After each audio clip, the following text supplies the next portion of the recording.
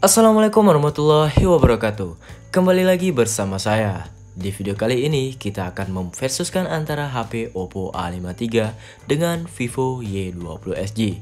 Jadi apa saja sih perbedaan spesifikasi dari kedua HP ini? Dan buat teman-teman nih yang penasaran mau pilih HP Oppo A53 atau Vivo Y20 SG? Daripada teman-teman penasaran, langsung saja nih kita bahas poin pertama pada HP Oppo A53 terlebih dahulu. Dan sebelum lanjut, buat teman-teman yang belum mengklik tombol subscribe di bawah ini, mari kita berteman dengan cara mengklik tombol subscribe di bawah ini agar teman-teman tidak ketinggalan video-video terbaru dari saya.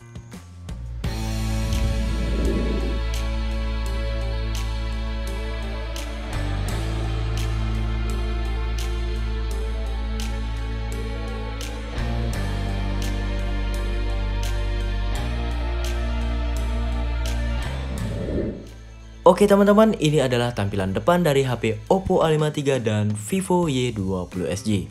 Sekarang kita akan mencoba speed test dari kedua HP ini antara HP Oppo A53 dan Vivo Y20 SG. Lebih cepat yang mana sih kira-kira dalam membuka aplikasi? Sekarang buat teman-teman yang penasaran, kita akan mengetes speed dari kedua HP ini, yaitu Oppo A53 dan Vivo Y20 SG. Langsung aja nih kita akan tes.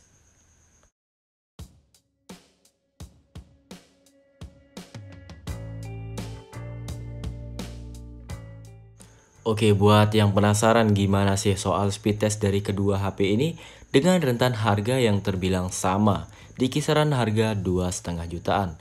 Apakah lebih unggul yang Oppo A53 atau Vivo Y20 SG? Langsung aja teman-teman simak untuk pengetesan speed dari kedua HP ini. Ya, kita langsung coba.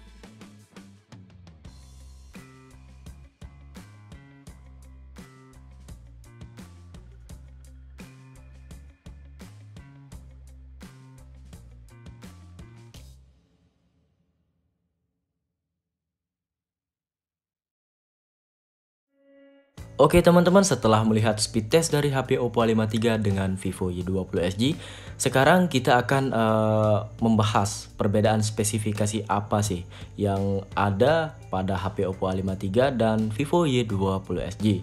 Sekarang saya akan membahas soal spesifikasi dari kedua HP ini. Untuk spesifikasi di HP Vivo Y20 SG ini, dari sektor performa, HP ini dibekali dengan chipset besutan dari MediaTek, yaitu Helio G80 berfabrikasi 12 nanometer dengan penyuplai grafis GPU Mali G52 dan tambahan lainnya dukungan RAM sebesar 4 GB dengan memori internal 128 GB. Sedangkan performa pada HP Oppo A53 dibekali dengan chipset besutan dari Qualcomm yaitu Snapdragon 460 dengan dukungan RAM sebesar 4 GB dan memori internal 64 GB. Untuk kameranya, di HP Oppo A53 dibekali dengan 3 buah lensa kamera, di mana masing-masing kamera tersebut memiliki fungsi yang berbeda. Di antaranya untuk lensa utama 13 megapiksel, disusul ultrawide 2 megapiksel dan kamera makro 2 megapiksel. Sedangkan untuk kamera bagian depan di HP Oppo A53 beresolusi 16 megapiksel. Lalu pada bagian kamera di HP Vivo Y20 SG ini, untuk kamera utamanya beresolusi 13 megapiksel dengan lensa aperture f2.2 dan teknologi PDAF. Jadi setiap pengambilan gambar detail akan lebih bersinar. Sedangkan untuk lensa lainnya beresolusi 2 megapiksel super bokeh dan 2 megapiksel lagi makro kamera dengan fokus 4 cm. Sedangkan untuk kamera bagian depan di HP Vivo Y20 SG ini beresolusi 8 megapiksel dan didukung fitur berbasis AI untuk memaksimalkan kemampuan kamera depannya. Nah, jadi buat teman-teman nih yang penasaran gimana sih perbedaan kamera di HP Oppo A53 dengan Vivo Y20 SG, sekarang bisa teman-teman lihat untuk hasilnya ini. Bisa teman-teman nilai sendiri untuk hasil yang bisa saya cantumkan di bawah ini. Kita tes zoom. Jadi manakah yang lebih real untuk tangkapan gambarnya? Kalau untuk realnya lebih real yang Oppo A53 sih menurut saya. Tapi kedua HP ini sama-sama menghasilkan gambar yang cukup bagus lah kalau menurut saya, antara HP Oppo A53 dengan Vivo Y20 SG.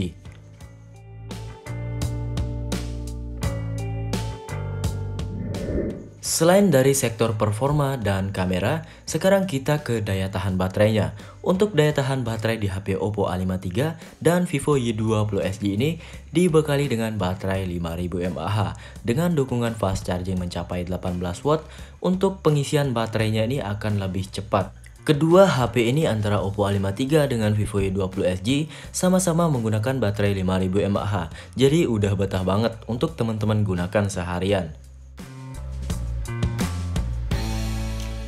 Oke teman-teman, setelah kita membahas beberapa spesifikasi menarik pada HP Oppo A53 dengan Vivo Y20 SG, sekarang kita ke kesimpulannya. Nah, menurut teman-teman lebih worth it yang mana sih digunakan antara HP Oppo A53 atau Vivo Y20 SG? Mengingat harganya yang terbilang sama di kisaran 2,5 jutaan, kira-kira lebih nyaman yang mana sih kalau untuk dipakai sehari-hari?